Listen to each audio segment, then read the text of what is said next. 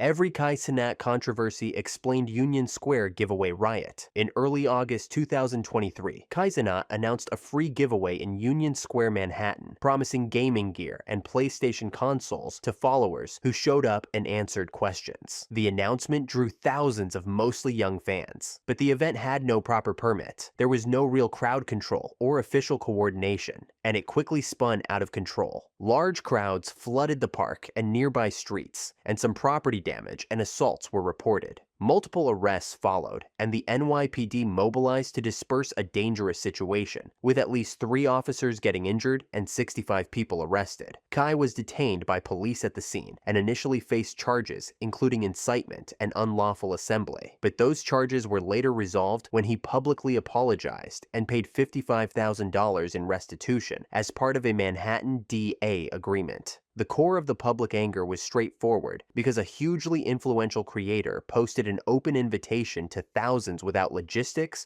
or safety planning, and the predictable result was chaos and danger for attendees and bystanders. When a creator with millions of followers announces an in-person giveaway in a public urban space, the reasonable expectation is that the organizer will coordinate with authorities, hire security, or cancel if they cannot manage safety. But Kai did the opposite. Many commentators and victims highlighted the presence of minors, injuries, and looting at nearby stores, and those concrete harms made the outcry visceral. The apology and restitution helped legally, but that resolution didn't erase the initial harm or the feeling among many that he treated a real-world crowd like a piece of content, using his platform to organize an in-person gathering without the logistical planning such events require. Animal mistreatment incident. One of the most heavily criticized moments in Cenat's career came during a chaotic live stream where exotic animals, including a macaw and a frog, were brought into a cramped, noisy room full of people shouting, moving erratically, and knocking things over. The setup itself was already questionable because exotic animals like macaw are highly intelligent and extremely sensitive to stress, and frogs are delicate creatures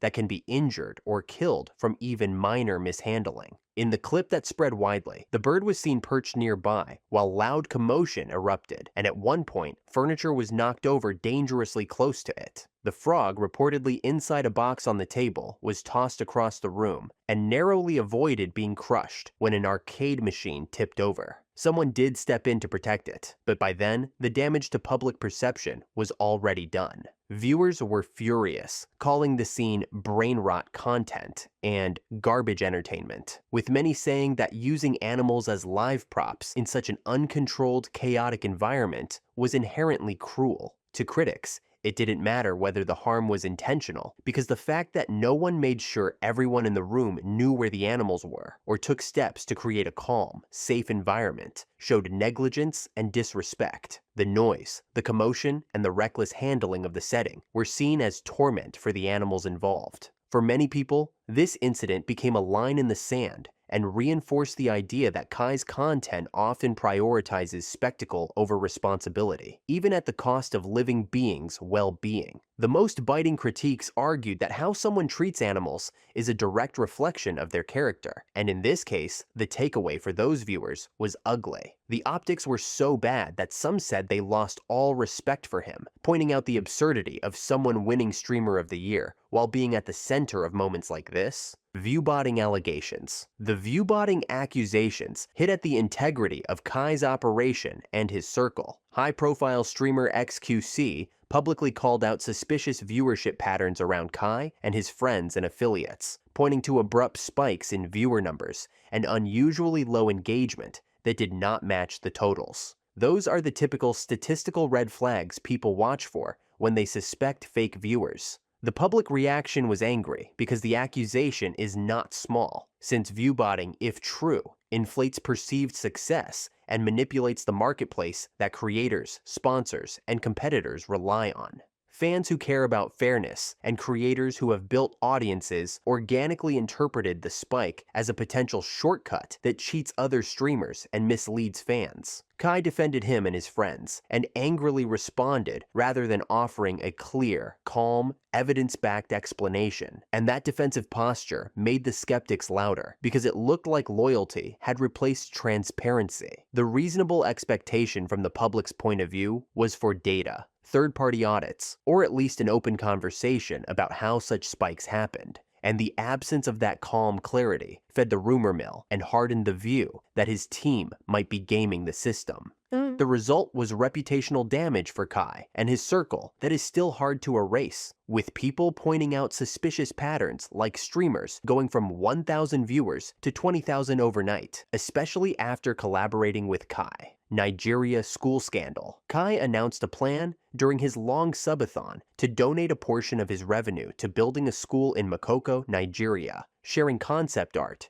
showing a basketball court, playground, and soccer field. That promise drew praise initially, since streamers donating to educational causes is a welcome use of reach, with people saying, "This is what famous people should be doing with their money, and we made the right guy famous." However, months later, critics, including commenters in Nigerian communities and social media threads, complained that the physical school project remained uncompleted or under-delivered compared to public promises, alleging poor communication and slow progress. Those critics amplified their complaints across social platforms, and some local outlets and community voices in Nigeria expressed frustration that the publicized project had not materialized at the pace or scale described. A YouTuber even went over to Nigeria to check on the progress of the school, only to find out there was nothing much to see. Building a school is not a symbolic act, because it's an on-the-ground project that affects children's lives. And when a public figure promises that money and commits to an educational build, the community expects transparent follow-through with receipts, progress photos,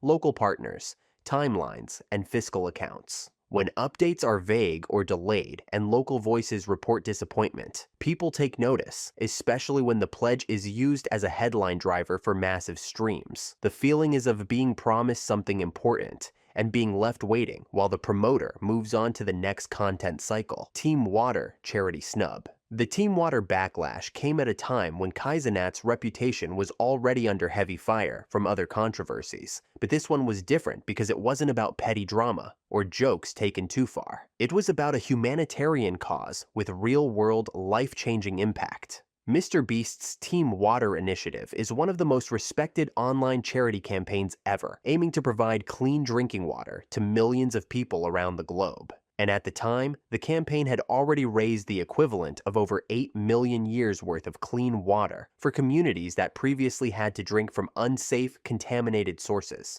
As the donations rolled in, big and small creators alike jumped on board, with Logan Paul dropping $100,000, Trainwrecks TV, FaZe Banks, and countless mid-tier streamers giving significant amounts. But as more names appeared on the donor list, one name was noticeably missing, and that was Cenat. People began asking where he was and why he hadn't said anything, with some of his most die-hard defenders arguing that he can spend his money however he wants. But Kai isn't just a regular influencer because he's one of the highest paid streamers in the world. His last big YouTube video was literally him hosting an extravagant party, and he regularly flaunts massive jewelry purchases that cost more than some of these charity donations combined. The optics got worse when some critics tried to excuse his absence by saying Mr. Beast is sketchy, and that his campaigns are just a way to gaslight other content creators into donating. But even people who shared those doubts about Mr. Beast admitted that at the end of the day, a huge number of people are still getting clean water, and it doesn't matter who is running the collection if the money is transparently spent on a good cause. Sexual conduct on stream and misogyny accusations. One of the most talked about and eyebrow-raising moments in Cenat's streaming career happened during a broadcast where it appeared he was receiving a sexual favor, specifically what many viewers believed looked like a handjob while still live on camera. Kai quickly deleted the clip once people started raising eyebrows, but what shocked people even more was that his younger brother was in the room with him at the time. When the girl was later asked what was happening, she didn't even bother to deny it. What shocked viewers even more was that Twitch didn't take any action with no ban, no suspension, nothing, which is especially concerning when you remember that a huge portion of Kai's audience is made up of kids. On top of that, Kai has faced backlash for the way he sometimes interacts with and talks about women, with certain clips from his streams showing him making objectifying comments, either about women's looks or bodies, or playing into over-sexualized jokes in a way that didn't sit right with many viewers. Some argued that he was just playing up a character for entertainment, but others saw it as reinforcing disrespectful attitudes, especially given his influence over a young, impressionable audience. In today's internet culture, where streamers have millions of viewers watching live, these moments carry a lot of weight. The situation gets even more heated when we bring up his interactions with Ava Chris Tyson, where in one notable instance, Kai made remarks and jokes about Chris that many interpreted as dismissive toward trans identities. This fed into accusations of transphobia, with critics pointing out that even if his intent wasn't outright hateful, his words could still perpetuate harmful stereotypes, with Kai reportedly misgendering Ava while giving his opinion on her actions.